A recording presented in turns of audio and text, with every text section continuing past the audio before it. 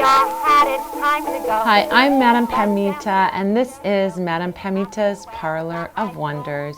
You can find me online at parlorofwonders.com.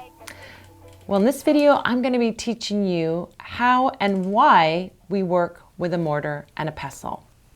So, first thing that you need to know, what is a mortar and a pestle? It's something that we use to grind up herbs and woody items, roots, and so on. Things that are too hard for us to crumble into powder. We need something a little bit stronger, and we use a mortar and a pestle. And mortars and pestles come in all different varieties. We have ones that are made out of ceramic, like this one. We have ones that are made out of soapstone and other stones. We've got ones that are made out of metals, like this brass one or a cast iron one. So you've got lots of varieties, lots of different sizes of mortars and pestles to choose from.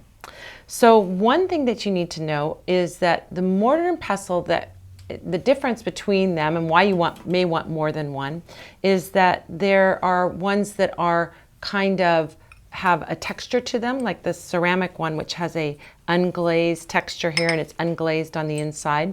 Same thing with this one. It has a rough sort of texture, a little bit of a texture on it. And then we have very, very smooth ones, like this metal one that has no texture. It's just smooth all the way on the inside. So we use different ones for different purposes. We use this sort of rough one for woody herbs, roots, and things like that. And we use this very smooth one for resins or things that can get sticky, because we want to be able to clean it out, and we can't clean the resins out if we grind them in this rough one. They'll get lodged in there and then you'll ruin your mortar and pestle and it won't be any good anymore. So you need to have at least two, one for resins, metal one, smooth one for resins, and a rough one for working with roots and twigs and things like that. So why do we want to grind up herbs? Well, when we're burning incense and we're making incense directly from herbs, when we have these big herbs, like for example, this star anise. Star anise is a great herb for opening up your psychic abilities, psychic awareness, being able to dream and dream prophetic dreams and so on. But if we put this on a charcoal, not much of it is going to burn. We really have to grind it up. So whenever you're grinding a woody herb like this one, it's like a little pod, you're going to put it into that rough mortar and pestle, and then you're going to press down on it. And you may have to really get in there and press down. But as you start to press, sometimes you can even pound on it, like, pound like this to get it going. But as you start to press, you're going to start to make it into much smaller pieces, these little pieces. You can even grind it all the way down into a powder. You just keep going, pushing, grinding, and so on. And we're getting it quite broken down. Now, this kind of powder will be much, much easier to burn on a charcoal. You may even want to grind something down to sprinkle on a candle or something like that. So these larger sort of woody, rough herbs like the star anise, you can grind them here.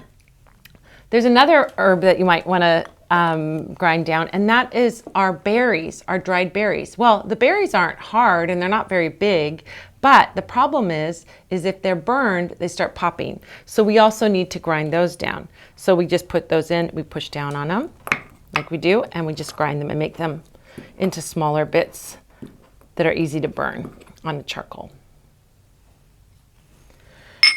Woody herbs like licorice, if we have a big piece and we want to make a powder, a licorice powder, we can also burn those more easily if we have them in smaller pieces. And again, you just press on it, grind it, and you can turn it into a licorice powder that you could sprinkle on a candle or sprinkle on a charcoal for incense. When you're grinding a resin, resins are things like frankincense, myrrh, copal, benzoin, and so on. Those little chunks also are tough to burn on a charcoal, and the powder is much easier to burn. So it may be to your benefit to grind it into a powder before you burn it, or if you want to sprinkle it onto a candle. So to do that, you just sort of bang on it, you break it down.